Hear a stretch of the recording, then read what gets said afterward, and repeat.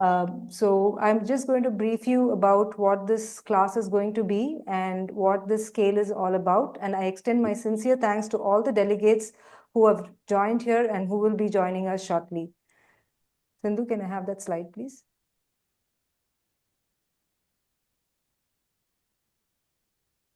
Next one. SCALE is our initiative. It is Sri Chakra Academy of Learning and Education in Fertility, is a premier educational initiative by Sri Chakra Fertility dedicated to advancing knowledge and skills in the field of reproductive medicine.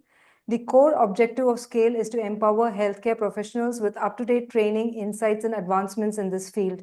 Since its inception in 2023, we have done a number of hands-on workshops on IUI and sperm selection methods. So this masterclass series in Embryology 2025 will be an online platform on a webinar mode, which will be conducted on a monthly once basis, which is having curated topics. The lectures will be delivered by stalwarts in this field who are extremely passionate about teaching. The target audience would be embryologists at all levels, fertility specialists, students, fellows pursuing their courses in embryology. And we plan to keep these master classes engaging by having quiz and polls during and at the end of the session. And we seek your active participation, and be rest assured that it's going to be anonymous and you don't have to worry about the right or wrong. Be actively participating and we all learn every day. E-certificates will be sent to all the registered delegates post the meeting, and your feedback at the end of the session is extremely important to us so that we can customize and cater to your needs in future.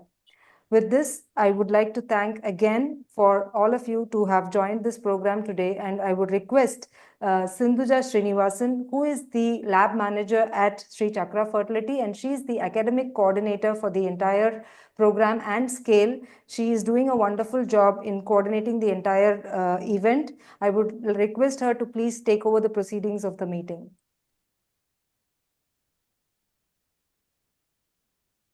Thank you, ma'am, for the kind introduction.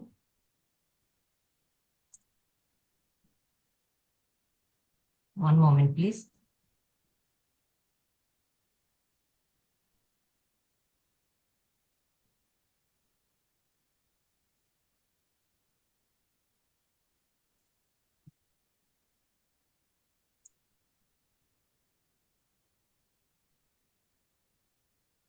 We wanted to begin this topic with A to Z of fertilization because I'm sure all of us would agree that there is the very important steps for moving further and giving a successful outcomes to our patients. And many of the countries, like in Germany, they just have to freeze at 2 p.m. stage. So how critical and how important is it to know about fertilization? And we thought that, we should have a inaugural session with fertilization, which is such an important step in our entire process of embryogenesis.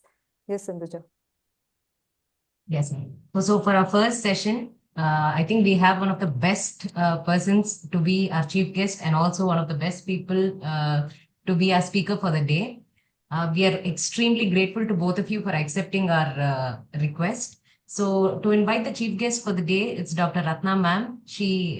All of us know her all over India. She is the chief embryologist at IRM, and she's been associated with IRM since 1989. And she's worked in the Cleveland Clinic also. And madam is an MBBS from RG Medical College and a PhD from West Bengal University.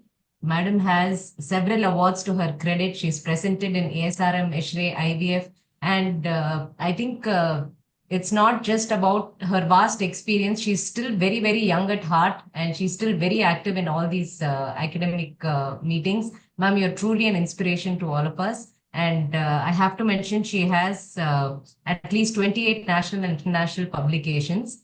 Ma'am, it's an honor to have you with us today. I request you to kindly introduce the speaker for today, Dr. Sujatha, ma'am.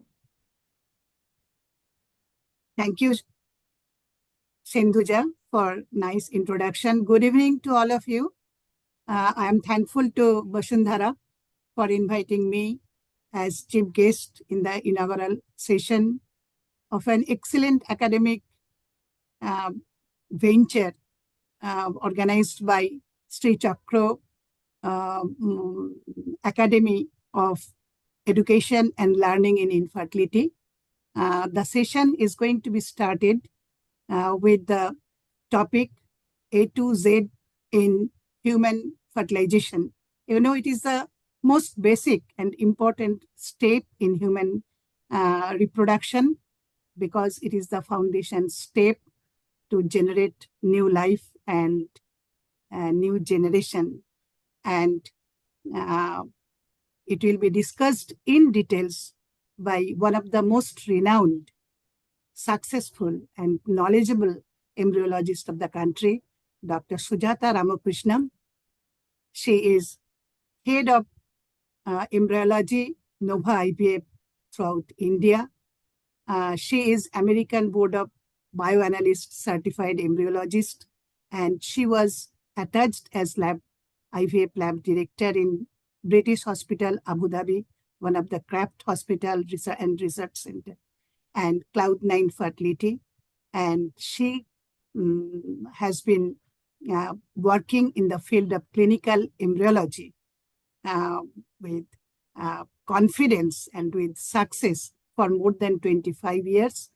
And she is the president of the most prestigious organization in our field, that is Academy of Clinical Embryologists in India, which is very close to our heart. Now I am inviting Sujatha to mesmerize us about what is fertilization, what are the different steps of fertilization, normal, abnormal fertilization, the main player and the supportive player in fertilization, and moreover, the mystery of fertilization. We are all ready to hear from you, Sujatha. Thank you. Thank you so much, ma'am. It's indeed a great pleasure to be introduced in a meeting like this by a very well-known person and a very sweet person like you. I'm indeed honored. At the outset, I would like to congratulate Dr. Vasundara and Dr. Sindhuja for this initiative. And I'm indeed truly privileged to be the opening batsman of this entire program. And I wish you both very good luck in conducting this or in continuing this program. So with this, we'll start today's talk. It's a masterclass. So when we say a masterclass, it has to be kind of, one second.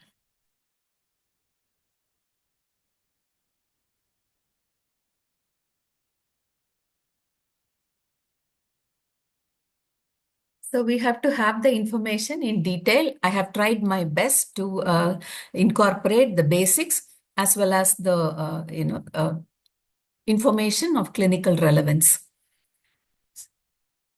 So the scope of this presentation is, we would start with the steps involved in fertilization.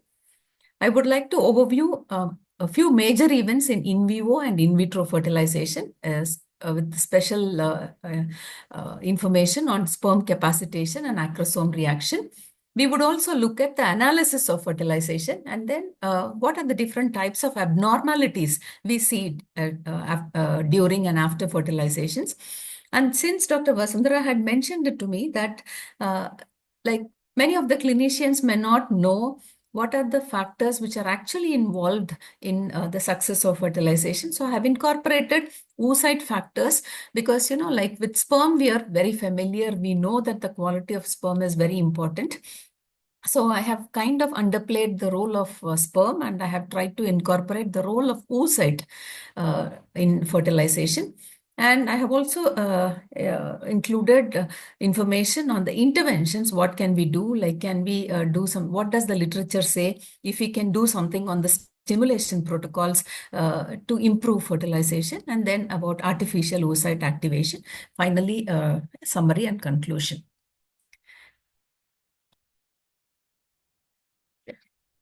Just want to turn on the timer.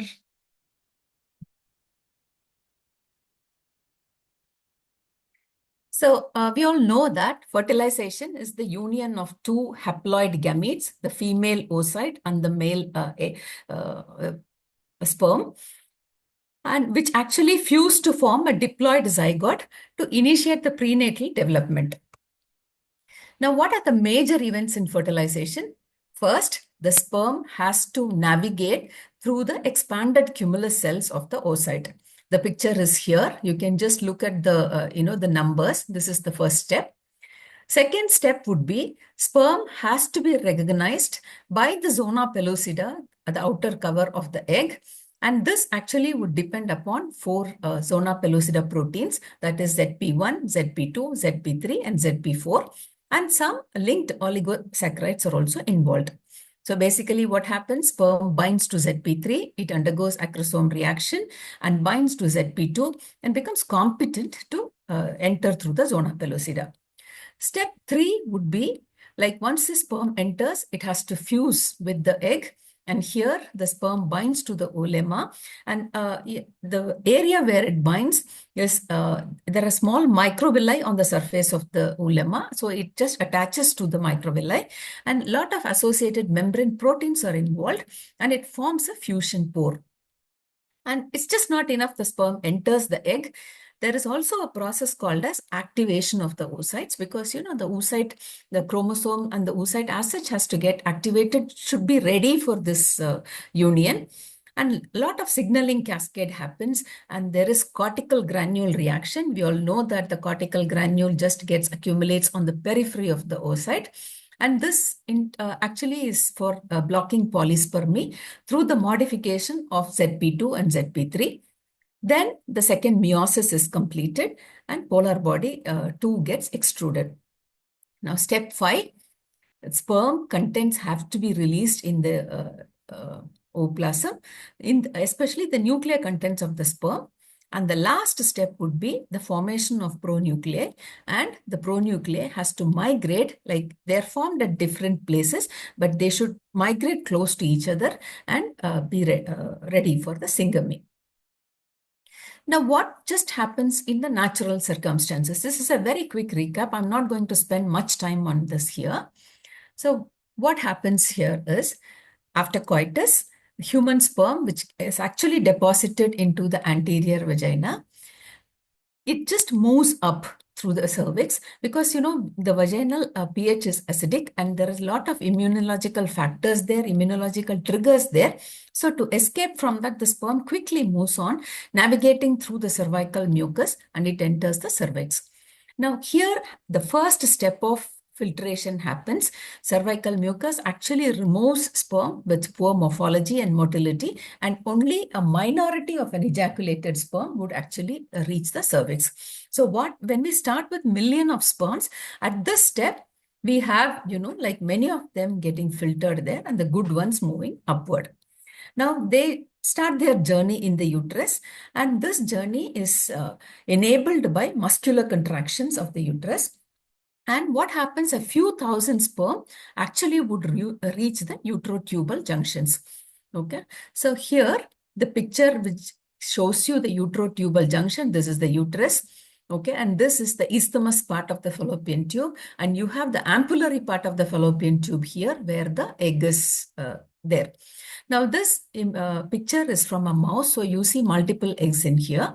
And I do not know if you can appreciate the sperm here, like a lot of sperm moving on in this region.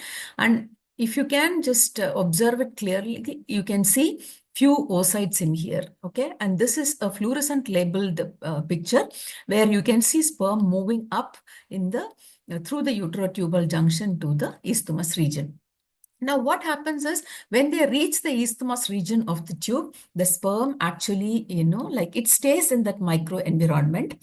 And here a unique thing happens, there is a delay in the capacitation of the sperm, meaning they are stabilized, they are not ready for fertilization, they are maintained in that phase.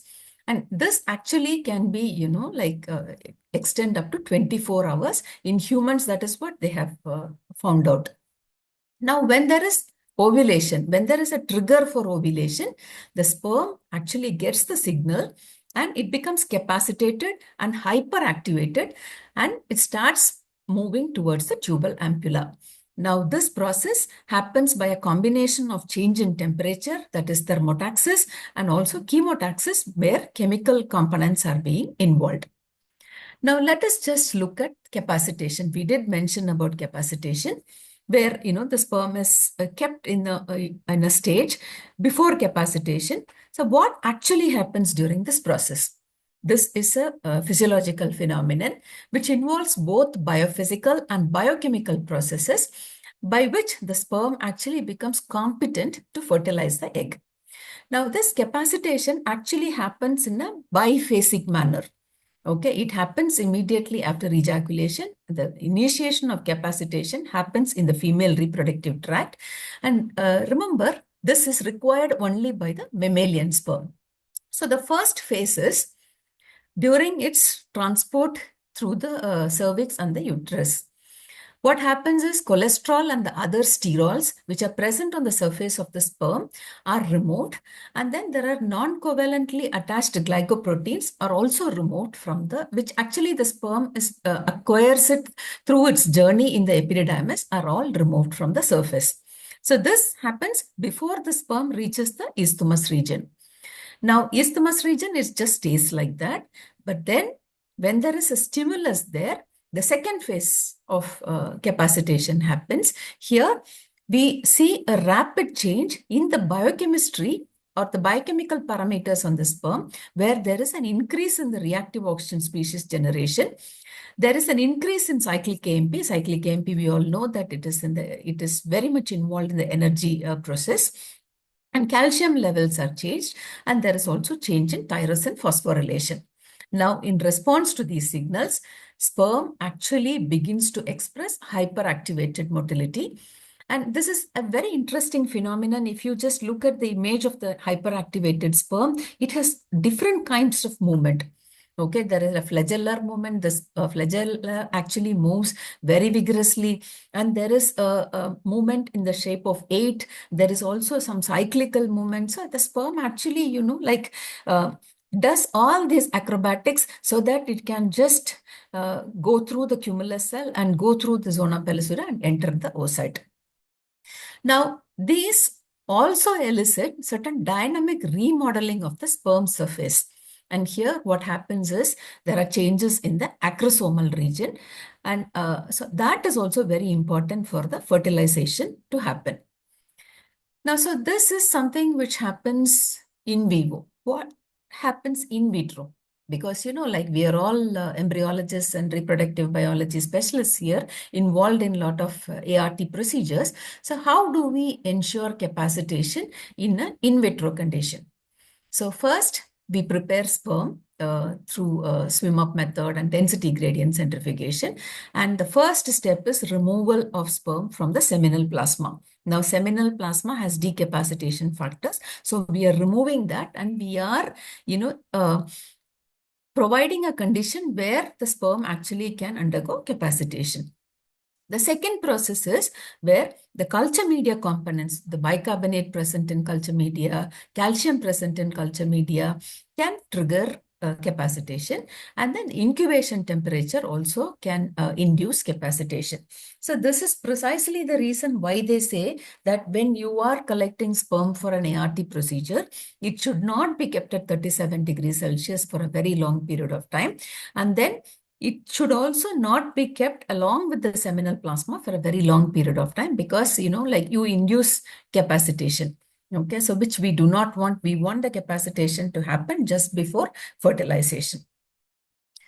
So as I said, so capacitated sperm, it moves towards the oocyte to reach the zona pellucida, and it has to start binding to the zona, right? And for this, the sperm has to, as I had mentioned earlier, there is remodeling happening in the sperm structure, and that remodeling is an acrosome reaction. Now, what is an acrosome reaction? Acrosome by itself is it's a Golgi-derived exocytotic organelle that actually covers the tip of the sperm. 40 to 70% of the sperm head is covered by acrosome. And this acrosomal exocytosis or the acrosomal reaction, it can happen only if the sperm is capacitated. And as I had mentioned earlier, it's a prerequisite for sperm to fuse with the egg. And it occurs at the zona pellucida after binding of the sperm. So what happens here is, first the outer sticky membrane, that is the plasma membrane, it starts to shed. it's very sticky. So, it doesn't shed off completely from the sperm, but it goes behind the head of the sperm and it just remain stuck to the sperm head. Now, the inner and the outer acrosomal membrane, if you can appreciate it here in the picture, they start to fuse, and then the content of the acrosome, that the hydrolytic enzymes are actually released. Okay, so that, and what happens is the acrosomal contents, when the hyaluronidase and then acrosin, when they are released, now the equatorial segment of the sperm, the mid piece here, this gets exposed. And this is very, very important for fertilization because the sperm binding to the oocyte happens at the equatorial region here. Now, remember, if a high proportion of sperm undergoes acrosome reaction prematurely, or there is an acrosome reaction deficiency in the sperm, both of them are correlated with decreasing fertilizing potential of the sperm in vitro conditions. Now, how does this acrosome reaction happen? Like we do not have these kind of stimulants, like the stimulants which are present in the uterotubal junction in the in vitro conditions. And it has been found that when you immobilize the sperm, that induces acrosome reaction. And that is precisely the reason why they say that, like, your immobilization has to be proper. And especially if you are immobilizing a sperm just below the neck region, like they have observed localized vesiculation. And in some cases, there is a complete disruption of the acrosome or complete loss of the acrosome. Now, this immobilization, you might be afraid that if I'm going to damage the DNA, the chromatin of the sperm, no changes in the chromatin were observed. And there is also another point which is actually found in the literature, that in assisted conception treatment cycles, okay, wherever we are preparing sperm for intrauterine insemination and conventional IVF, the incubation interval after sperm processing and the insemination should not exceed 3 hours.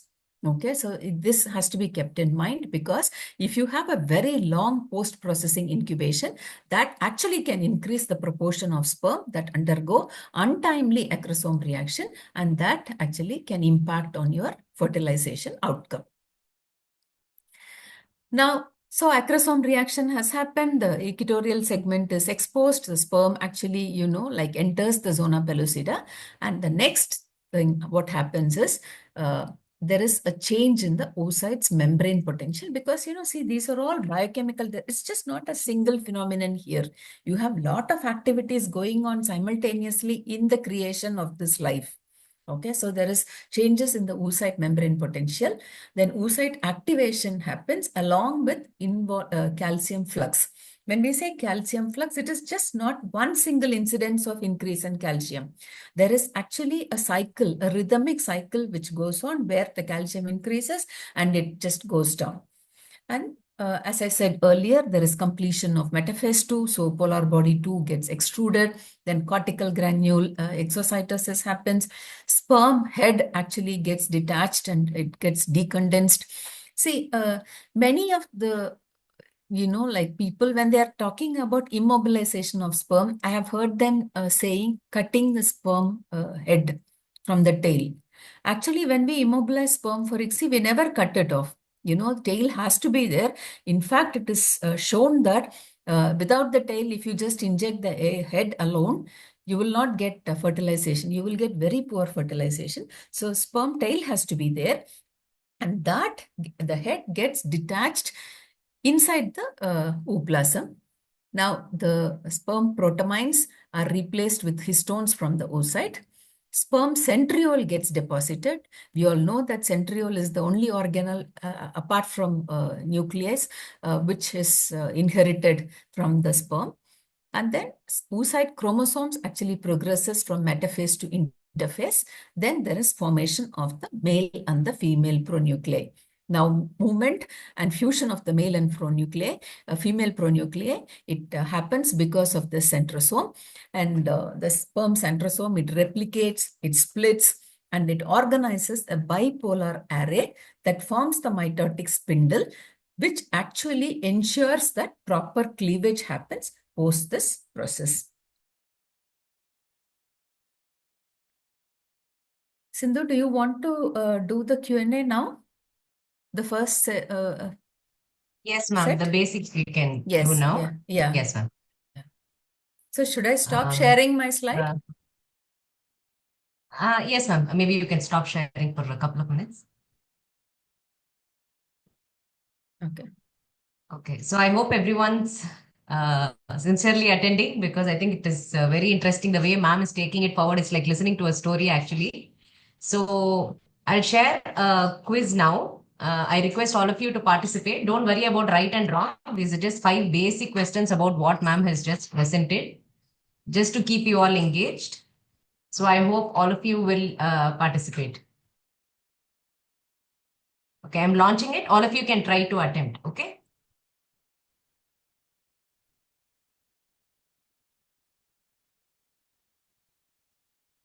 Are you able to see it?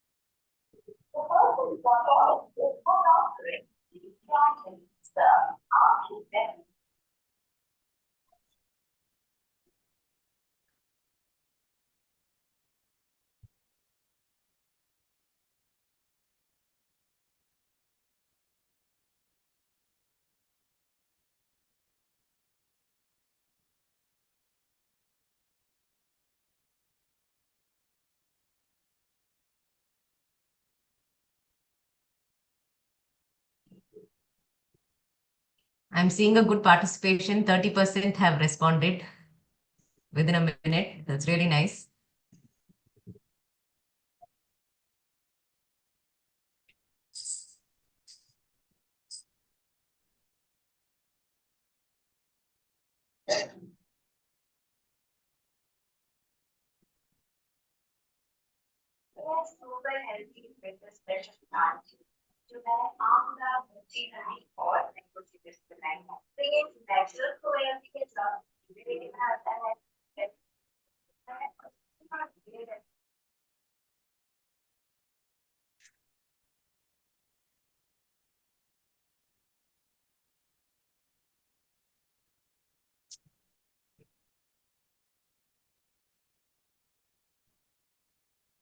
I think we can take a maximum of 5 minutes, ma'am.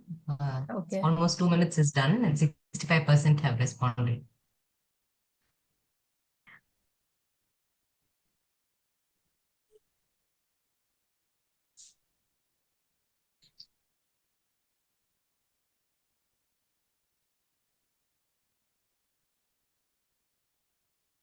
Meanwhile, if any of your friends are trying to join and they're unable to, kindly ask them to join the YouTube link I've shared in the chat box.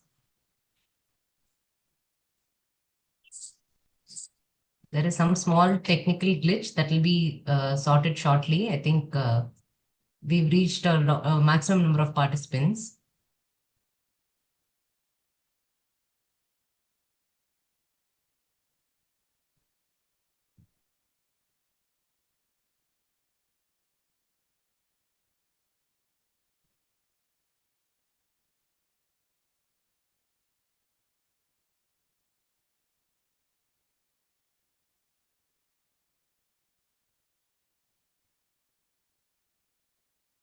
Not getting quiz on the screen, ma'am. Ma'am, I'm sorry. Quiz is not appear on the screen. Oh, it's not coming on the screen. Okay, I'll Yeah, just yeah. 1 second. 1 second. Are you able to see the QR code? No, ma'am.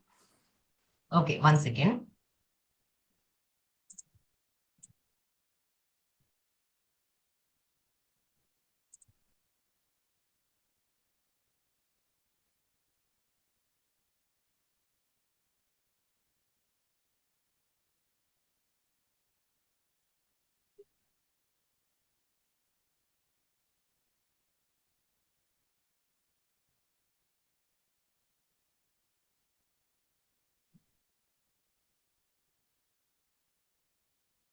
I've sent one thing. If you just click on that, one QR code will come. Through that also you can try. And in the chat box, can you please check?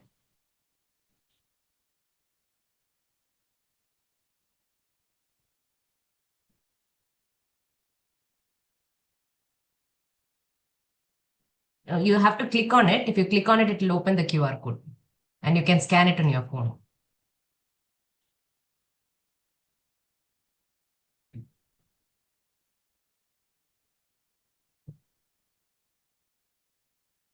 I think the others are able to do because almost 80% have attempted the questions.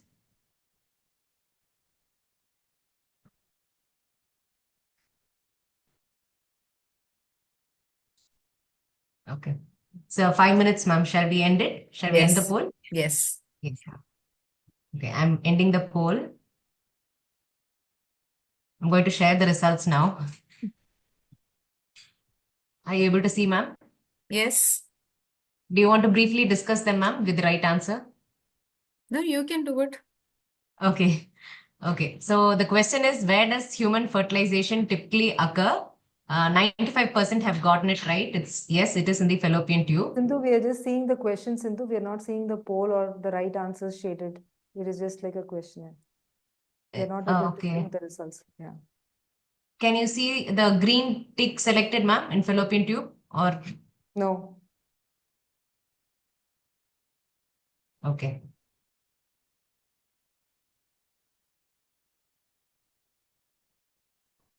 Okay, I'll tell the correct answer is written below, no, ma'am? Correct answer is coming. No. Are the others? Sujatha, ma'am, are you able to see it? No. Okay. Can you just give me 1 minute to try this? Yes. Yes.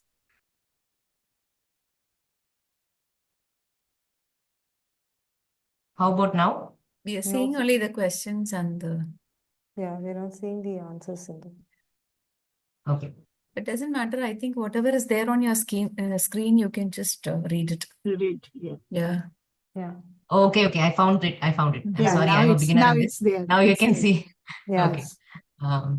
So where does human fertilization typically occur? 95% have answered it right. It's in the fallopian tube. How many chromosomes does a fertilized human egg contain? So that's a zygote. So we know that's 23 from sperm and 23 from oocyte. So the correct answer is 46. So 77% have gotten it right. It's not 46 pairs. It's 46. It's 23 pairs. So the answer is 46. Which part of the sperm cell contains enzymes to penetrate the egg during fertilization? I think ma'am explained in detail about how the acrosome comes and the acrosome and all those things. So the correct answer is acrosome. So majority of you have gotten that right. And I think the head is also not a wrong answer because acrosome is in the head. So to be more precise, it's acrosome. And what prevents more than one sperm from entering the egg? That is the zona reaction. So basically because of the zona hardening, multiple sperms don't enter.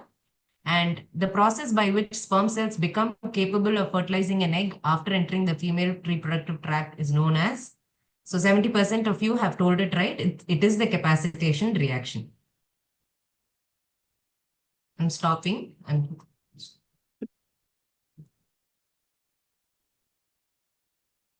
Yes, Good ma'am. response. So, ma'am, Sujatha, ma'am, it's a success. Majority have gotten it right. Yeah, good response. Yes, ma'am. So, ma'am, I think you can start sharing it. Okay. 1 second.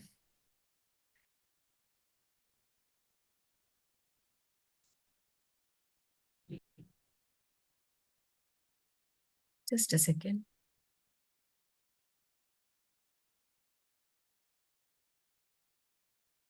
Okay, is it visible? Is it visible? Yes, ma'am. Yes, ma'am. Yes, ma'am. Yes, ma'am. Okay. So let's move on to the next, what to say, part of fertilization. Okay, so we kind of went through what is the basics of fertilization, what is exactly important, and in vivo so many things happens, but in vitro what is important and for fertilization to happen. Now it's about the analysis of fertilization. Now, see, this is something which I always emphasize that Embryo evaluation, okay, let it be fertilization, let it be cleavage assessment, or blastocyst formation on day 5, day 6, it should follow a standard protocol and timing.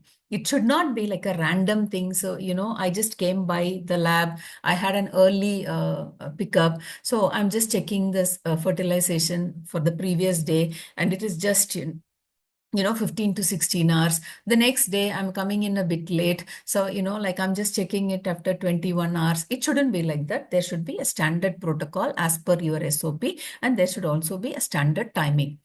Now, this timing of assessment, for convenience sake, should be with reference to the HCG trigger or the insemination. Whatever time you do the insemination, so many hours post insemination or so many hours post HCG trigger, that should be your reference point. Now, see, another important thing is the maximum information you can get from this assessment would be beneficial. But at the same time, you also should remember that you should not expose the zygotes or even the embryos for a very long time to the ambient conditions. The culture condition, the optimal culture condition has to be adhered to. Now, so the balance has to be there. And definitely this comes with experience that, like when you are about to check something, for example, if it's a fertilization check, there are few points which actually it should be there in your mind. And then you look for that particular point in the zygote. So this would help you to do things very quickly. And it will also help you to look at things very, very carefully and in a very detailed manner. Okay. And then, so for this, like before you even do all these things, it is important to have an idea about the time points at which the most significant change can happen in the inseminated oocytes. See, most of this information has come from the time-lapse studies. Okay. So the first event, which we can see under the microscope, is the extrusion of the second polar body. Okay. So the moment you finish ICSI, within 1.5 to 3 hours, you can just start to see the polar body getting extruded. Now, male and the female pronuclei, it forms from 6 to 7 hours post-insemination. You can see them faint, like in case if you are checking it early, you can actually see very faint pronuclei as early as 6 to 7 hours post-insemination. Now, these pronuclei, they come together somewhere between 8 to 9 hours. And after that, the halo actually forms. Now, halo disappears between 18 to 20 hours post-insemination. Pronuclear membrane breaks down at around 24 hours, and the first cleavage actually starts 3 hours later. So, like in one of our programs, we were actually, like routinely doing early cleavage check. So many of this information actually we got by observation, that when does this pronucleate disappear, and like when the first cleavage starts. So all these things actually we have observed it, and we have also seen these phenomenon under the time-lapse microscopy. Now, what are the markers of fertilization? We know that the zygote should have 2 pronuclei, and it also should have 2 polar bodies. And this is 16 to 18 hours post-insemination. Or if you're looking at the HCG trigger, then it should be 56 to 58 hours post-HCG trigger. Now, what do we expect at this particular time? So these pronuclei actually should be aligned and juxtaposed to each other. See, like this, they should be lying close to each other. Suppose if you are not, the pronuclei is not aligned, can you see a small, space between the pronuclei? This is most likely because of the sperm centriolar defects. And another thing which we have to see is pronuclei generally should be present in the center of the oocyte. But if it is not in the center, because sometimes the oocyte shape actually varies, right? Like it may not be a perfect circle. You can have elongated oocyte also, or with different shapes. In that case, just see if the pronuclei is present in the half which contains the polar body. So it should be somewhere, suppose if you divide this oocyte into 2 halves, your pronuclei actually should be lying in the half which actually is closer to the first polar body. Now, there is also another thing here. See, suppose if you are This is the pronucleus, right? Like if you draw a line through the pronucleus, this axis, and if you are drawing a line through the polar body, now there should be a perpendicular alignment instead of a parallel alignment. Okay, this perpendicular alignment, it reflects the normalcy of the meridional plane, because what happens subsequent cleavage divisions, when it happens, the genetic material should get equally distributed between the two daughter cells. Suppose if it is, say for example, if the alignment is kind of parallel, then what happens when the cell divides, one cell will get both nuclei, whereas the other cell will not get anything. And this cleavage, it will not go further. The embryos can get arrested. So this is something which you can observe. And there is also a finding that, see, suppose if you're drawing this line and if you're looking at this angle should be less than 50 degrees. Now, when I say these things, please don't get perplexed and say that how am I going to, like accurately look at all these things. It just comes out of practice. Okay, so when you're just looking quickly at a pronuclei, your mind actually draws a line, your mind draws a line through the polar body also, and then you imagine, okay, what should be the angle. Now, another thing which we have learned from time-lapse studies is, see, this alignment actually, can change because this is a very dynamic process. So, initially it could be a parallel formation, but then before the nuclear membrane breaks, they can even orient it at the perpendicular form. Okay, so what happens is when you, at the time of checking pronuclei, when you observe something like this, when you observe a deviation from what you are expecting, the best way is not to discard it, but just to take it out and put it in a different droplet for culture. Okay, because if you have non-aligned pronuclei, if you have pronuclei present in the periphery of the oocyte, which is far away from the polar body, if you have unequal size pronuclei, see in this picture, you can see one is bigger and one is smaller. And these are all negative indicators for zygote quality. Okay, so it doesn't mean that we can't transfer this, because live births have been reported, normal births have been reported. So the best thing is to kind of culture them in separate droplets. Now, the next feature which we can see is the nuclear precursor bodies, these tiny nucleoli which are present in the pronuclei. Okay, so you have to assess the number, size of this nuclear precursor bodies and the orientation. Okay, this is very simple to look at. So, mind you, there are few studies which actually say that these do not have any impact. But then there are a lot of studies which have actually correlated the quality of the zygote, quality of the embryo to the presence of this nuclear precursor bodies or the nucleoli. The reason being, these structures, they are the protein powerhouses of the cell. Okay, where all the proteins of any cell are constructed, and they are also the site of ribosomal RNA production. Now, how are they formed? So when the pronuclei, when they get closer to each other, the pronuclear chromatin differentiates and the nucleoli are formed. Now, what do we expect? Post-fertilization, pronuclei should contain 5 to 7 nuclei per cell. Okay, the emphasis here is on the alignment of this nucleoli in the equatorial region. So if you see something like this, the nucleoli aligned in the center of the pronuclei, then that actually indicates a normal formation. Now, as I said earlier, there are controversial results, but however, cytogenetic studies, lot of cytogenetic studies have suggested the association between nuclear precursor bodies and chromosomal disorders.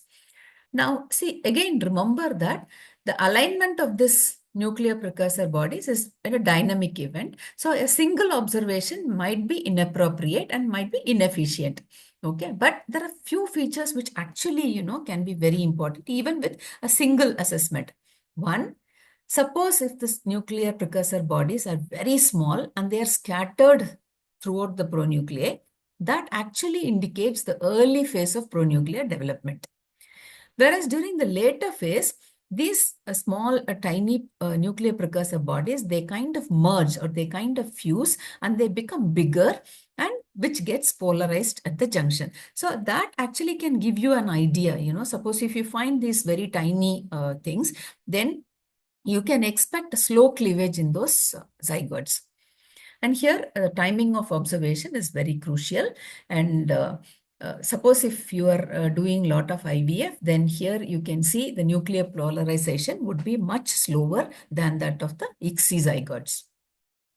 Now, when you see nuclear precursor bodies, okay, so the preference actually should be given to zygotes which has equal number and equal size nucleoli in both pronuclei. Okay, so if you have, say, for example, if they are aligned, they should be aligned in both. If they are scattered, they should be scattered in both. Okay, so if it's aligned in one and if it is scattered in another one, it is not given the first preference. Okay, so for example, something like this here. Can you just see it here? Like here, the nuclear precursor bodies are kind of scattered, whereas here it is aligned. So it's not that we will discard this. You kind of keep it separately and culture them separately. Okay, when you have very pinpoint nucleoli, and that actually suggests delay in nuclear events, and it also indicates slow progression, and the embryo quality might be poor from this zygote. And suppose if the number of nucleoli are fewer than 3, okay, say for example, what you see here, you only see 2 here. Okay, this is also a negative indicator. Okay, and there also actually results in a high degree of abnormal chromosomal status. But mind you, I had told you this earlier, some of them can actually develop into good quality embryos and blastocysts and can result in normal live births. Hence, the key is culture them separately. I always insist in my lab that, segregation should happen at the PN check stage itself. Like all abnormal looking PN should be cultured separately, and the normal looking PNs should be cultured separately.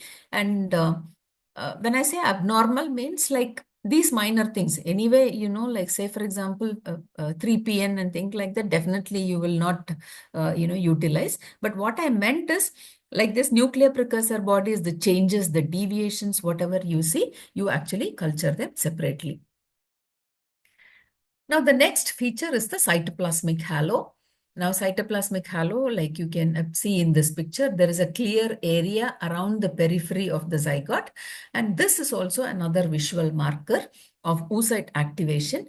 See, normally when we don't see fertilization, right, like you can just see there will not be any halo. Okay, and that is an indication that oocyte activation has not taken place. Sometimes what happens is, so if you're doing the FERT check a bit late, okay, and then you have not seen the pronuclei, but then you see the halo. So there is some indication that, oocyte activation has taken place, and you can do a recheck around the 25 hours, 25 to 27 hours, and see if the first cleavage actually happens. Now, from where does this halo form? This is because of the withdrawal of cytoplasmic component from the oocyte cortex to the perinuclear region. And this is facilitated by the microtubules. Okay, and if there is presence of cytoplasmic halo, that actually is associated with the formation of good quality blastocysts, and these blastocysts also has an increased implantation potential. Now, again, observation time is very crucial. Then ICSI zygotes, you have, like it's more accurate because you know what time the sperm has been placed inside the oocyte. In IVF, we do not know. So this actually observation of cytoplasmic halo would be more accurate and more relevant in ICSI zygotes. Now, generally, we all do FERT check at 20x magnification, but cytoplasmic halo is best assessed at 10x magnification because that gives you a clear idea. Now, moving on to abnormal fertilization, like what are the abnormal features which actually you observe post-fertilization? First one is one pronuclei and one polar body. Okay, so this indicates that there is a parthenogenic activation of oocyte, that's an artificial activation without the contribution from the male gamete. Now, normally, these zygotes have just one haploid set of female chromosomes. Another presentation is one pronucleus but two polar bodies. Suppose this happens following IVF, then this suggests that sperm penetration has happened and oocyte activation has happened, but there is failure of sperm head decondensation. Okay, but in ICSI cycles, it is suggested that oocyte activation has happened by the injection procedure. Mechanically, we have induced activation there. Okay, and you can actually observe this. Suppose in ICSI, you are seeing one pronucleus. You can just check after some time, maybe 12 to 24 hours later. That would help you to identify the oocyte with asynchronous pronuclear development, which actually might be a normal one, a diploid zygote. Okay, some cases, the single pronuclei, it could be from the fusion of two pronuclei, and there is evidence in the literature that these zygotes have been shown to result in term delivery. And it also could be due to clustering of some vacuolar or pronuclear membrane remnants. Now, there are a lot of healthy births have been reported from single pronuclei. And so what does this suggest? That whenever you see a single pronuclei with two polar bodies, do not discard it. They should be separated at the FERT check and they should be followed. And if normal cleavage occurs, you can consider them for embryo transfer if you do not have any embryo from 2PN zygotes, or, like if you have transferred blastocyst or cleavage stage embryos from the 2PN zygotes, and if it does not result in pregnancy, and if this is the only embryo which is left behind, you can consider transferring them. Now, if there is a choice, single pronuclear zygote with two polar bodies should be chosen over single pronuclear with one polar body. And because the reason is, when there is a second polar body which is extruded, that ensures that oocyte meiosis has been completed and the diploid character of the oocyte. And usually in ICSI, single pronuclear zygotes are less likely to be diploid, because in ICSI, like we are actually injecting the sperm inside. And in spite of that, if it is a single pronuclear, the chances of them being diploid are less likely. Now, the next presentation is three pronuclei with one polar body.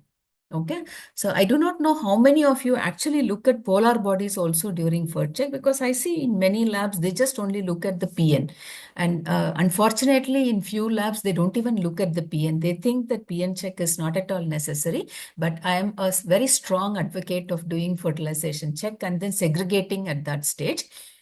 So this is one feature where, when you see three pronuclei and a single polar body, this shows that oocyte activation has been normal, but the second polar body is not extruded. Instead, it is retained within the ooplasm, making the configuration abnormal with two haploid pronuclei from the oocyte origin and the third haploid pronuclei from the sperm origin.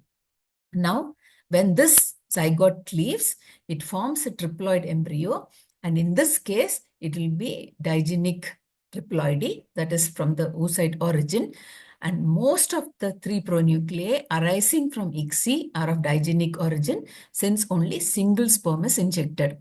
See, we assume that in ICSI that only single sperm is injected, but then I know a majority of the labs, especially very experienced ICSI practitioners, they do not just take single sperm, they take multiple sperm in the pipette, and I know there is a fair chance of more than one sperm entering the ooplasm.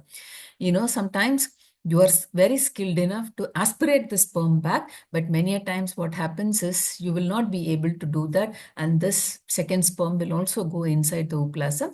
And that case, it is a totally different scenario. Your 3PN actually comes from the second sperm. Now, the next presentation is three or more pronuclei with two polar bodies. Okay, this again indicates oocyte activation is normal. And the chromosome configuration is that of polyspermy, because you have one haploid nuclei of the oocyte origin and the remaining nuclei could be of the sperm. Okay, it suggests diandry, and most of the IVF 3PNs are diandric in nature, like it is because of multiple sperm entering the egg. In ICSI, if you are very sure that you have taken only one single sperm and if you have injected, like one single sperm, then 3PN actually could be because of cytoplasmic injury. It could be the fragmentation of nuclei or abnormal chromosomal constitution of the oocytes and sperm. Because sometimes, the sperm, it could be diploid in nature, like it might have two set of chromosomes, and even though you have injected a single sperm, this chromosomal component will actually be triploid in nature there. Okay, but one feature which you will observe when there are this multiple pronuclei is the pronuclear size would be much, much smaller. Like more, in some cases, I'm sure you would even see 4, 5 pronuclei. And here they would all be very tiny, tiny like vacuoles. So this is one feature you will definitely observe. Now, this is, like this information where when you are just checking your check between 16 to 18 hours, the oocyte actually looks 2PN. But then when you are doing a early cleavage check, then you will see that this 2PN zygote actually would have, been, it will still stay as a single PN, or it would look like a 3PN. Okay, so this is actually, this phenomenon is spotted much after the invention of time-lapse microscopy. But these embryos are shown to have lower implantation potential. Okay, when you see something like this, but normally if you do not have time lapse, you will not see this unless, like you have the habit of doing an early cleave check. But if you see something like this, it is better you culture them, separately from the normal this thing. And see, once the cleavage happens, right, like it is very difficult. You cannot make out which one is from the normal zygote, which one is from the subnormal zygote. So try to culture them separately. Now, we know that like sperm, there are a lot of reasons. Motility can be a problem. Morphology can be a problem. DNA fragmentation can be a problem. These are the things which actually we can measure or we can just look at. But in the case of oocytes, right, like there are a lot of factors which have been identified for fertilization failure. Okay, I have given a list of possible oocyte-derived causes. See, some of them, it could be an aberrant GDF or BMP. This bone morphogenetic protein is a very important protein which is involved in fertilization. Now, if you have abnormal protein secretion, then what happens is the cumulus differentiation actually becomes abnormal. There is increased apoptosis. So, and this will help, will prevent sperm penetration or acrosome reaction. Similarly, when you have abnormal production or secretion of the zona pellucida protein ZP1, ZP2, ZP3, and that actually, result in altered zona pellucida structure, and the sperm cannot, undergo acrosome reaction. But in ICSI, it shouldn't matter because, like your acrosome reaction happens outside. But if it is IVF, then you can see it here. Similarly, there are a lot of things, like I do not want to take much time in going through all these things in details, but these are things which actually you cannot measure in a day-to-day practice. Say, for example, right, like ATP, GTP or lamin B, all these protein deficiencies or increased secretion cannot be measured, but you can only, like attribute it. Like these also could be the reasons because studies with fluorescent microscopy, studies with electron microscopy have shown us that all these factors play a very important role in the success of fertilization. Now, this is something which is really heartbreaking for us. That is the total fertilization failure. Okay, like when you were sure, say for example, you have a normal oocyte and you have a normal looking sperm, and the next day when you're doing FERT check, and then if you find them, completely unfertilized, and this is really heartbreaking. I know, like it is heartbreaking for the patients, but I know it is actually devastating for the embryologist. Many of them may not show it, but then inside you feel very terrible. You're always thinking that what is that I have done wrong, that, fertilization has not happened. But what is the incidence of this? Like some studies, they say 2 to 3%, but there are studies which say 1 to 5% of ICSI cases can actually result in total fertilization failure. And here, they say that the inherent quality of the oocyte are largely responsible for regulating the mechanisms, okay, happening during fertilization. And we have to actually look at the oocytes here. We have to concentrate on the quality of the oocyte. And one of the key factor is oocyte maturation.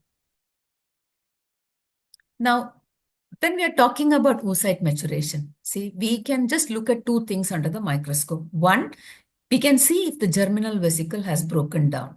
And then we can also see if the polar body is released. So these two things are there. And then we assume that the oocyte is mature. But there are a lot of other factors also, which is very, very important for the preparation of the oocyte for fertilization process. And like there should be a proper condensation and alignment of chromosome. The spindle actually should be formed and it should function properly. And there is fidelity of the chromosome separation. All these things cannot be visualized. Okay, so when you are not able to see a majority of the oocyte activities, and when you're just looking at two factors, it is not wise to say that I have given a mature oocyte. But fertilization has not happened, and that's something to do with the lab. Now, this picture, if you see, you can just see the nucleolar, the chromosome configuration here, the nucleolar configuration. You see the microtubules, you see the actin filaments. So all these things are actually important. There should be a proper relocation of these organelles. There should be synthesis of proteins, post-translational modifications of messenger RNAs. And all these things actually gets accumulated during oogenesis, and this is required for fertilization. So we are not able to see this. Now, like to a certain extent, nuclear maturation and the cytoplasmic maturation goes hand in hand. Okay, but not 100%. There are certain features in the cytoplasmic maturation process which is independent of nuclear maturation. So in case if that doesn't happen, then though the oocyte actually looks mature, meiotically, but then it is not actually ready for fertilization. And that is when you actually see low fertilization or total fertilization failure. Now, when we are talking about this oocyte maturation, remember, it happens during its stay in the follicular environment. Because the ovarian follicle, it actually provides an environment which will enhance, which will help in the growth of the oocyte development. A lot of that hormones are involved, growth factors are secreted, and this also helps in the regulation of oocyte meiosis. And then oocyte also, it derives a lot of nutrients from the granulosa cells and the cumulus cells, and there are a lot of molecular signals which happen. So oocyte maturation, it is just not only the factors which is directly acting on the female gamete, but it is also influenced by the regulators of the follicular environment. And when we are talking about assisted reproduction, to a great extent, this is subjected to the exogenous gonadotropins which are used in the ovarian stimulation. Now, all these studies, they tell us what influence an exogenous stimulation has on the ovary. Like oocyte metabolism is shown to be altered, ATP content is altered, transcription status changes, there is asynchronous nuclear and cytoplasmic maturation, microfilament distribution gets disturbed, and oocyte-derived embryo polyploidy happens because of, like the kind of stimulation, and the developmental competence of the oocyte will also get compromised. So, like all these factors are definitely involved in by the usage of gonadotropins during ovarian stimulation. Now, this is a very interesting study which was done as early as 1998, but there was also another one which was done in 2016 that in a previously failed fertilization cycle, they have made certain adjustments in the ovarian stimulation protocols, and they have shown an improvement in the fertilization. So basically what they have done is they have adjusted the time between the HCG trigger and oocyte retrieval, and they have also extended the timings between the cumulus, the denudation process, And this is shown to improve fertilization. Okay, and the concept here is you actually expose the cumulus oocytes to cumulus cells for a long period of time, and that would facilitate the acquisition of ooplasmic competence. Now, this is the paper. Like, if you're interested, you can just go through this. There was one which is published in 2020 also. This one was published in 2016. Okay. So what they have done is 52 couple, they were confirmed negative for sperm-related oocyte activation. Okay. Here, they realized that it is not the problem of the sperm. The problem is with the oocyte. And what, like they were tailored superovulation protocol. And they found that significantly higher fertilization, like so 59% versus 2.1%. And in these cases, there was a clinical pregnancy of 28.6% versus 0%. But in both the cases, the maturation rate was found to be similar, meaning metaphase 2 oocytes were found. But then by altering that, they were able to improve the fertilization rates. Now, see, if you just look at the timing between HCG trigger and oocyte retrieval, it's slightly higher when there is successful fertilization. Similarly, the timing between HCG trigger and the removal of the denudation process, here again, it is higher. And all of them, actually, the longer the time, the better they got fertilization. But then what is interesting is, this is not something, like something, this is the normal one, like 29 hours is actually, like 34 to 36 hours, which is the normal one. But actually, in cases of failed fertilization, if the patient comes for the second cycle, you can think of slightly increasing it even more. That is what the take-home point from this particular slide. And then there is also another ovarian stimulation strategy, which was shown to improve fertilization resulting from immature ooplasm. And that is by adding a gonadotropin agonist to the HCG trigger. That is what we call it as a dual trigger. And there are two retrospective studies which reported that the dual trigger improved ICSI outcomes in patients with previous low fertilization rates. And this, they say, it does by enhancing the ooplasm maturity. Okay, these are the two articles which have said that. But I do not know, like these days, majority of the cycles are, I think, dual triggers. I'm not sure about what happens in the other clinics, but I know from our this thing that majority of them. So I think that portion has to be, is already taken care of. But what I tell our people is, when there is issue with fertilization, if the patient comes for the second cycle, we always allow them to do the denudation, closer to 40 hours and then ICSI at around 40 to 41 hours. This is, like an anecdotal recommendation. Now, the next one is, artificial oocyte activation.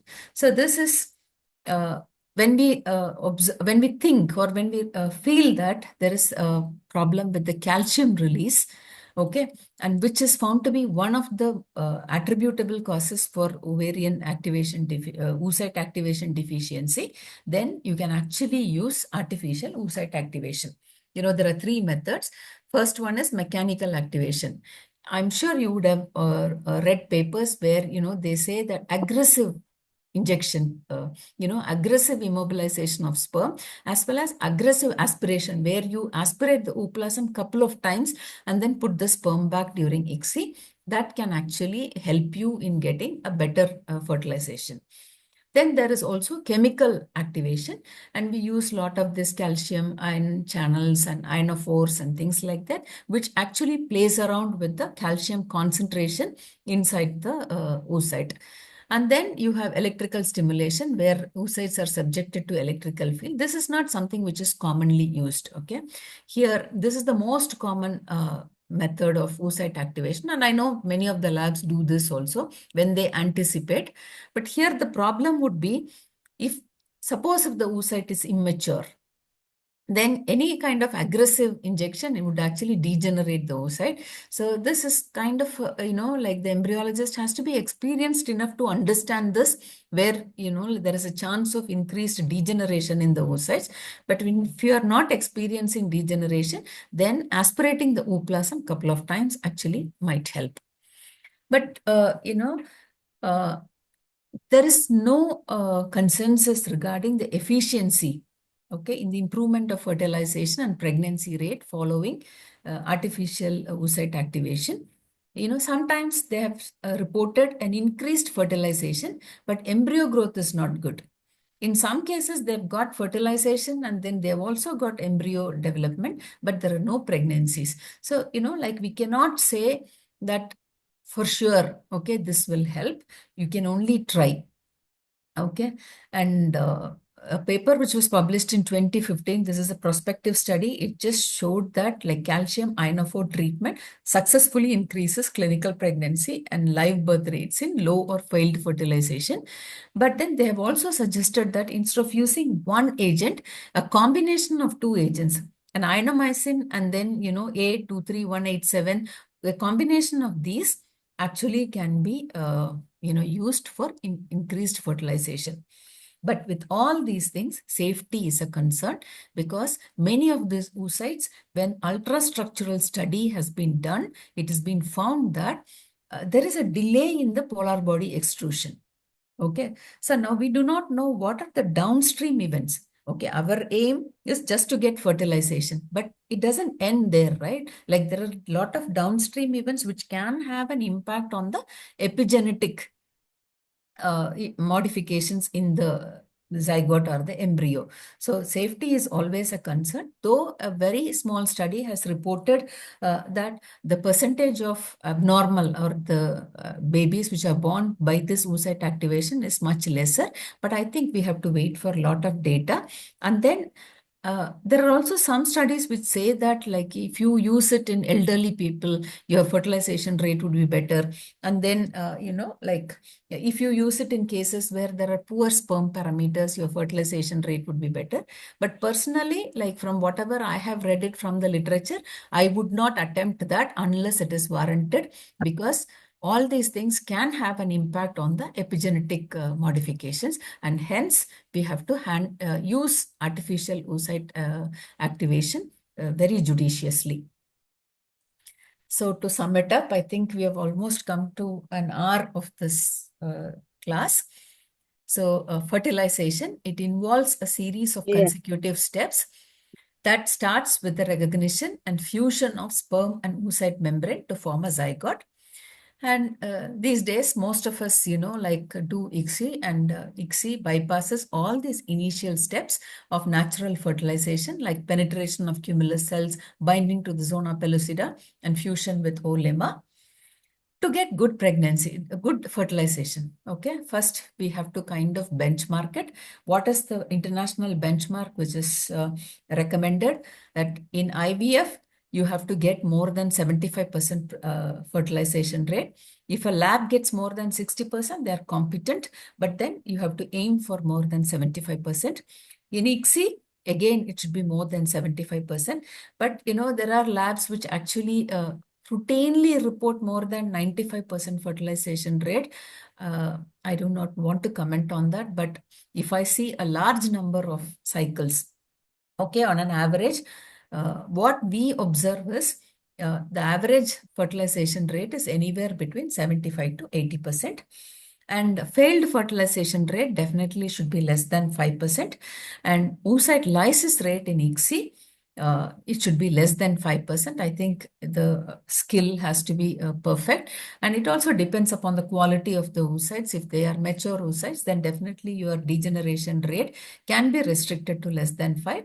But if it is less than 10, that the lab is competent. It doesn't mean that the lab is bad. There could be other factors which could be contributing to the oocyte lysis. Now, to achieve this kind of fertilization, it is there are a lot of factors which could be responsible. It could be the female age, because in elderly patient, you have issues with the maturation. Then it could be something to do with the ovarian stimulation protocols.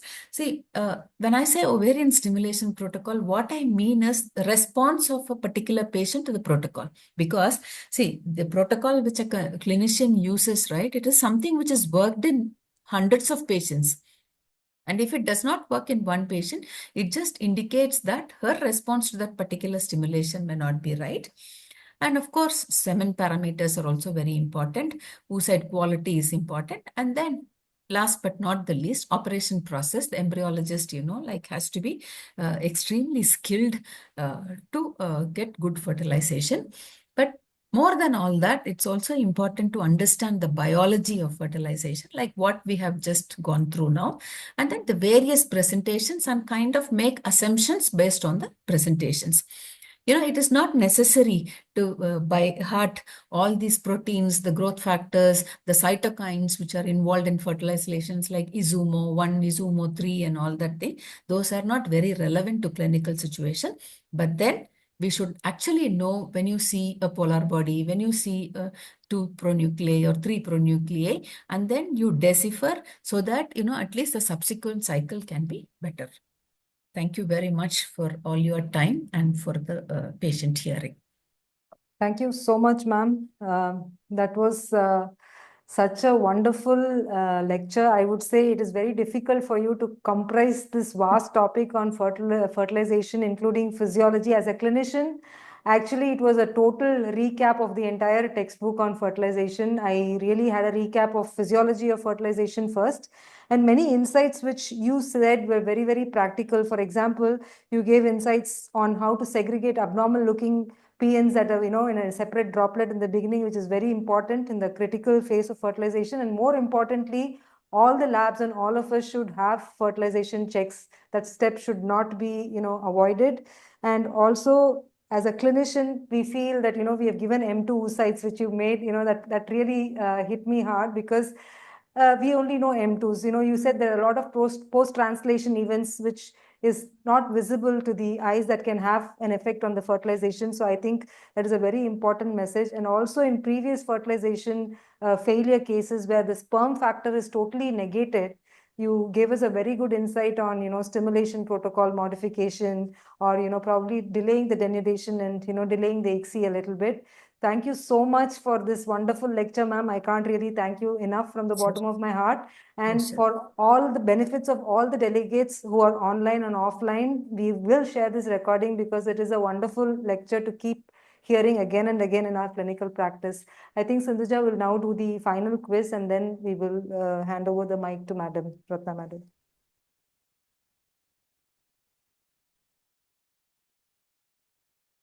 I'm going to be launching the next quiz. This also has only 5 questions, so I encourage everyone to participate. Are you able to see? Yes. Okay.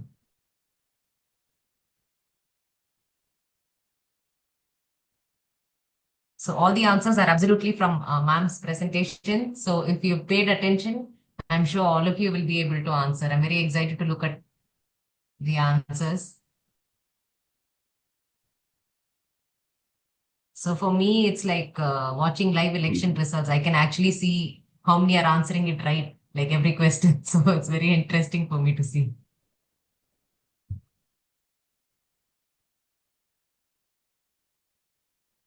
It will be open for 5 minutes. I'm going to try to share the QR code in the YouTube link as well. So for whoever is watching in YouTube can try.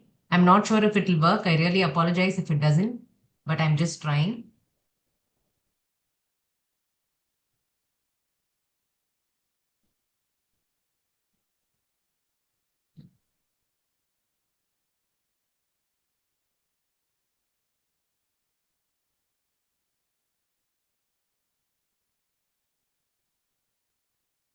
Trying.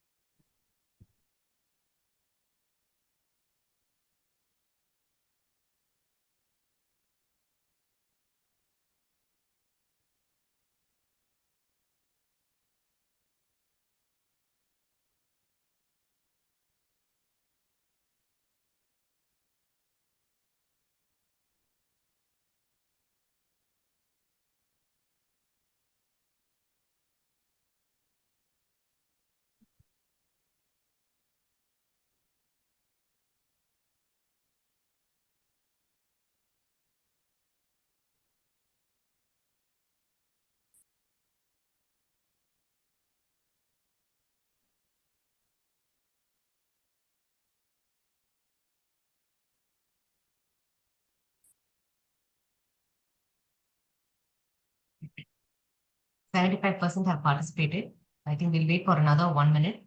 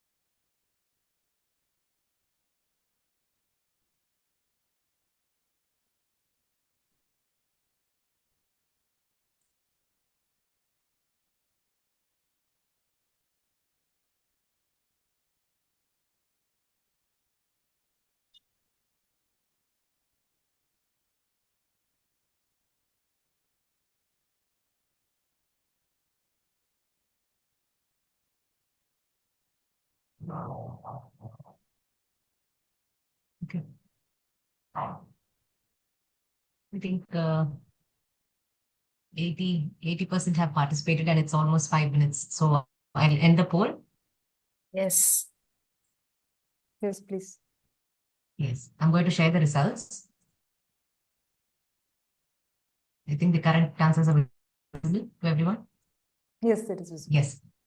So to summarize, the first event to be assessed microscopically after fertilization is, so the correct answer is by 73% of the people, it's the extrusion of the second polar body. So that's what we can assess microscopically. So cytoplasmic halo is a marker of oocyte activation. Excellent, 83% have answered it right. Next is I thought it's a tricky question, but everyone answered easily. So all of the following are abnormal fertilization except, so the normal fertilization is 2P and 2PB, which 68% have answered.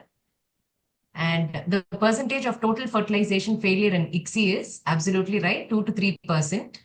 So 76% have answered it right. The benchmark of ICSI fertilization rate is more than 75%. 75% have answered it right. So I think Sujatha ma'am is very happy. Thank you so much, all participants. We have few questions on the chat box. Sindhu, if you can just take that. Ma'am, can we hear from Ratna ma'am? Yeah. Ratna ma'am, good evening. We would like to have Good your evening. short Yes. insights and concluding remarks before we take Yes. the Q&A. Thank you, Sujatha, for Thank such you, an ma'am. outstanding presentation. Thank You are not ma'am. only a good orator, but also a good teacher. Thank you, ma'am. And that the quiz is the reflection of that. And you described this complicated process thoroughly but precisely. Thank you. And yes, got some more information from you also. Thank you very Thank much, you. ma'am. Thank you. Thank you. Thank you, ma'am. Thank you so Thank much. you, ma'am. Shall we proceed Yes. to the questions in the chat box, ma'am? Sujatha ma'am, 2 minutes Yes. for two Yeah, three yeah. questions, which is there. Yes, yes, sure.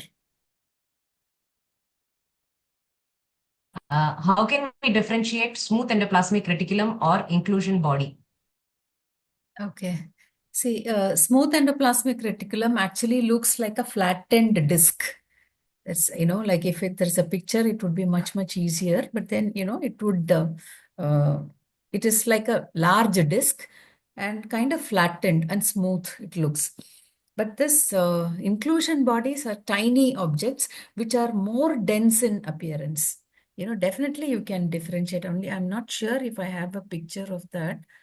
Let me just see.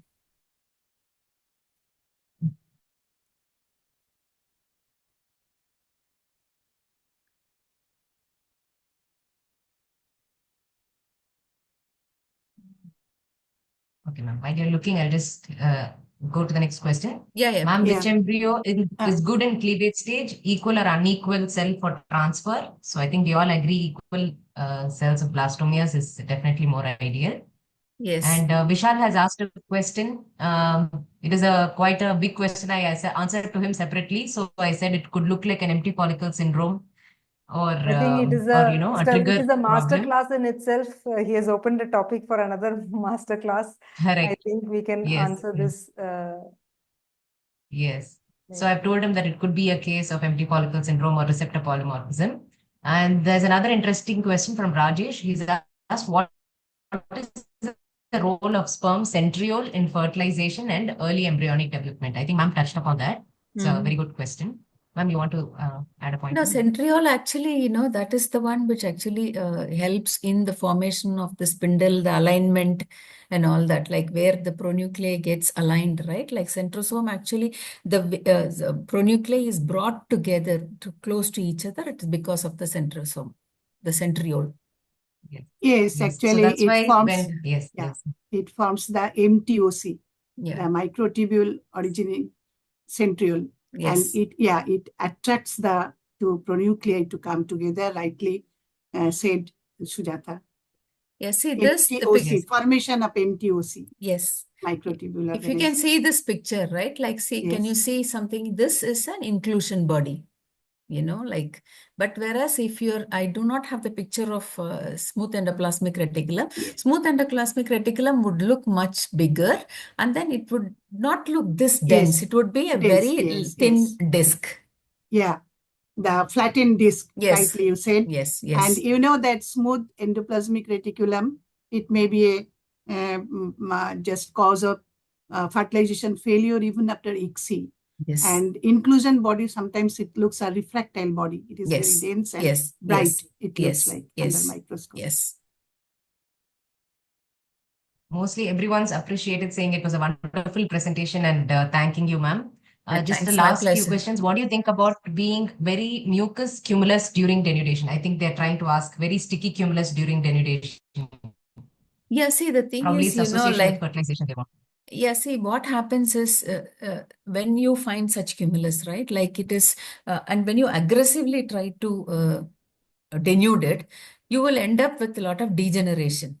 Because, like, say, and I feel that to a certain extent, you can increase the exposure to hyaluronidase rather Yes, than putting absolutely. it through mechanical denudation. These are features which actually could be innate. It has nothing to do with what is happening in the lab.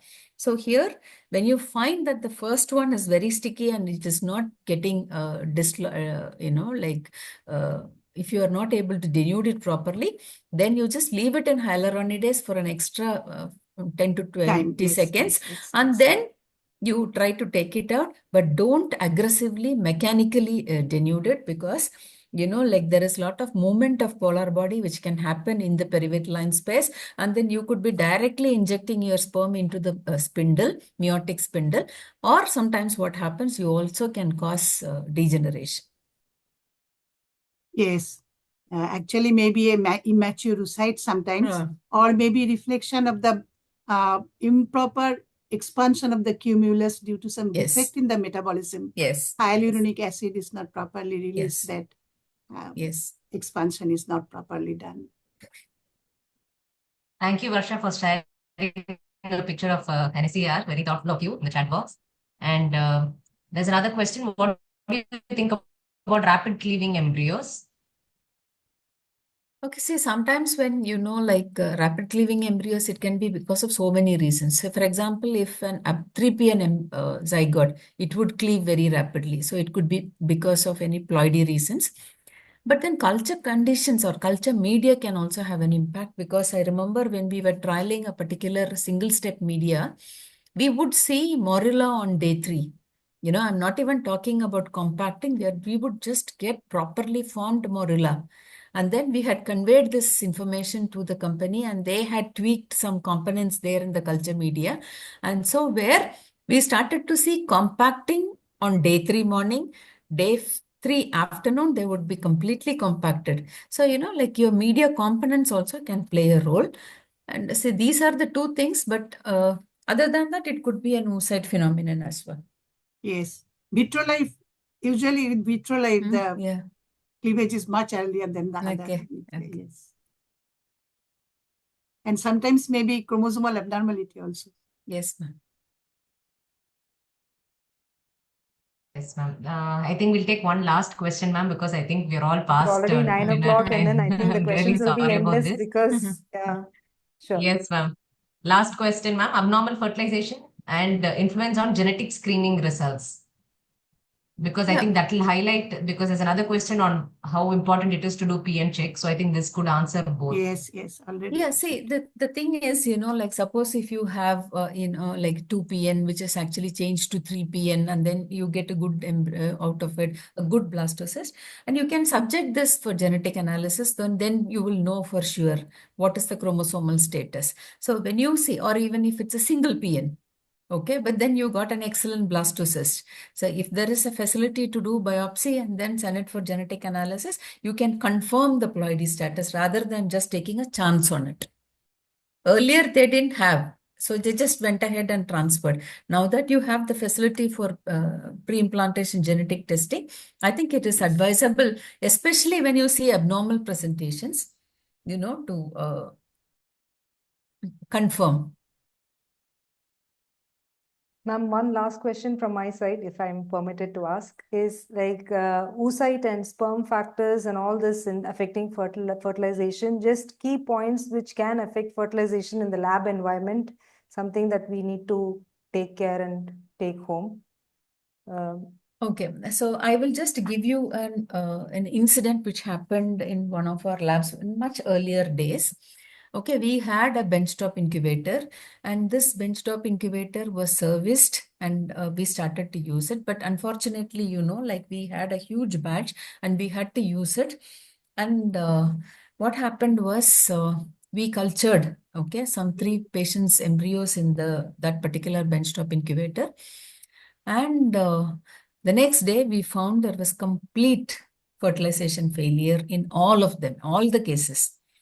Okay, and then when we just looked at the pH, okay, which since what happened was we didn't have a pH meter, we borrowed it from one of the vendors, and then when we checked the pH in the culture dish, we realized that the pH was more than 8, more than 9. Okay, so we realized that there was no CO2. The CO2 was flowing. Okay, we could actually see it, but then it was not flowing into the chamber.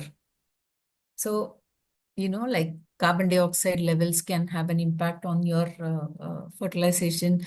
Then your temperature can have a major impact. When suppose if the incubator gets turned off or your incubator is not calibrated properly, then that can also have an impact. See, especially in the lab, like you cannot pinpoint on one thing. Every single thing can be a reason.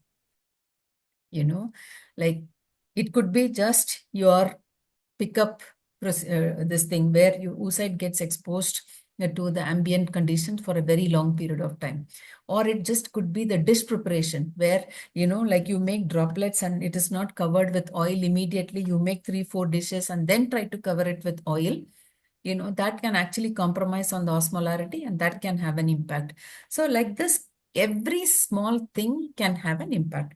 Now, when does this impact become obvious? When the quality of the gamete is compromised, it becomes obvious.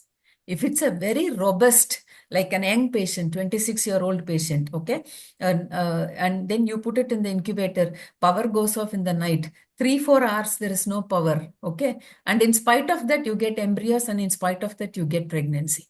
Does it mean that if you turn your incubator for 3 hours in the night, all of them will go through this? No. Here, it depends. If the gamete quality is bad, even a very small insult can have a major impact. So in the lab, if you ask me, every single thing is important.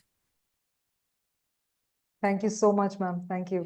That's Vasundara ma'am's line too, ma'am. You both have the same lines. That's what ma'am says too. Everything matters. Yes. That's There's right. only one thing that matters, everything. Yes. Yeah. Thank you so much, ma'am. At My the pleasure. outset, I would like to extend my heartfelt thanks to Sujatha ma'am and Ratna ma'am for spending the entire evening with us, dedication and teaching for all of us. It was really a wonderful lecture, a wonderful teaching for all of us. Thank you so much for your time, and thank you all the delegates for spending your time in this, education platform. We would be doing this on a monthly once basis, and next month we would be having a webinar on all about implantation. And Dr. Sandeep Karunakaran will be talking, and Dr. Swaminathan will be chairing the session. We will be sharing all the details of the next upcoming webinar, and also share the recording of this wonderful A to Z of fertilization recording with all the delegates. We request you to kindly post your feedback, which we have shared the link in the chat box, which will help us improvise in future. And since we exceeded the limit of 300, we were not able to, make amendments to this, and we shared the YouTube link. We would look into it the next time and also try to rectify that factor also. Thank you for bearing with us in this, small glitch that happened. Thank you so much, ma'am. Thank you so much. Thanks, Sindhuja, for taking your time and effort and, making this seamless. I really appreciate all your efforts. Thank you so much, Sindhuja. Thank you. Thank you. Thank you, you ma'am. all. Looking Bye forward to bye. interact with all of Bye-bye. you. Thank you. Thank you, Thank ma'am. you. Bye Thank bye. you. Good Bye night. bye. Good night. Bye. Good night. Good night. Good night.